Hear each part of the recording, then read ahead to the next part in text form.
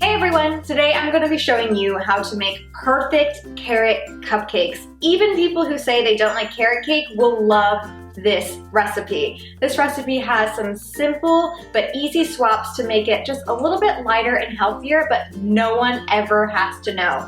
These cupcakes are perfectly flavorful and moist, but sturdy enough to hold up to a luscious cream cheese frosting that everyone will just die for. So if you'd like to learn how to make these perfect carrot cupcakes, then just keep watching. Alright, so we're going to get started with mixing together my dry ingredients, so let's go ahead and begin.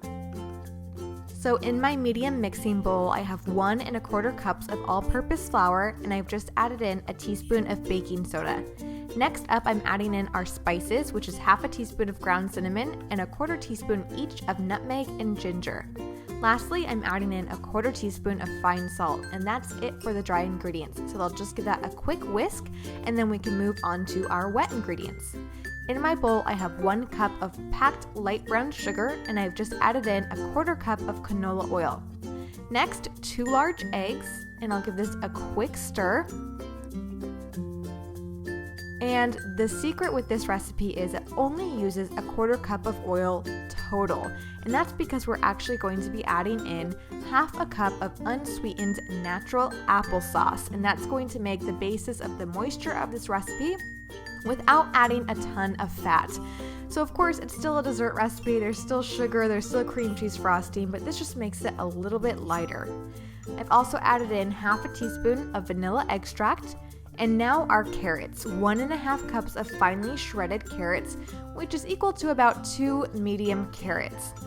So I'm just going to give this a quick mix and then grab my flour mixture and gradually add that in and give it a stir. The last ingredient is totally optional, but if you want, you can add in 1/4 cup of finely chopped walnuts to the batter just to give a nice extra crunch to these cupcakes.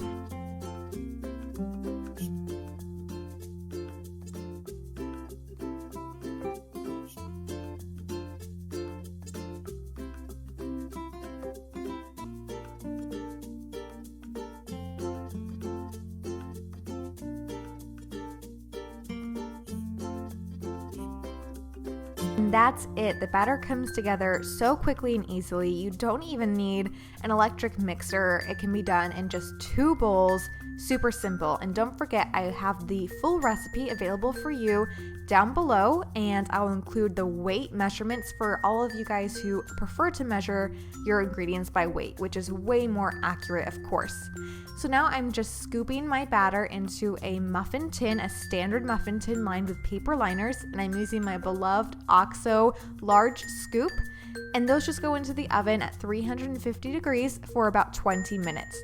While those are baking and cooling, let's move on to the cream cheese frosting. With an electric mixer, we're going to combine 8 ounces of room temperature cream cheese with a stick of unsalted butter, also at room temperature, until nice and fluffy.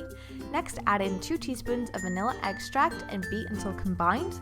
Then, on low speed, slowly add in 2 cups of powdered sugar. You want to make sure to do it gradually so you don't end up with powdered sugar all over your kitchen. Beat until light and fluffy. Once your cream cheese mixture is done, we're going to remove all of the frosting to a disposable piping bag to pipe beautiful swirls of frosting onto our cupcakes, but feel free to just use an offset spatula to spread it on if you don't want to get so fancy. Also, as a note, this recipe makes a generous amount of frosting, but if you want to do less, feel free to half the frosting recipe. I'm using my favorite Ateco 808 plain tip to make these beautiful clouds of frosting. Aren't they so pretty? I love it.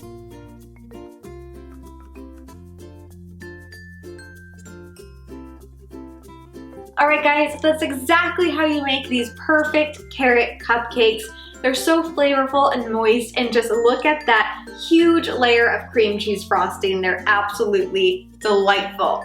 I hope you enjoyed this video. Don't forget to subscribe to my channel for way more cupcake, cake, frosting tips, tricks, all things baking, and check out the description box below for this full recipe.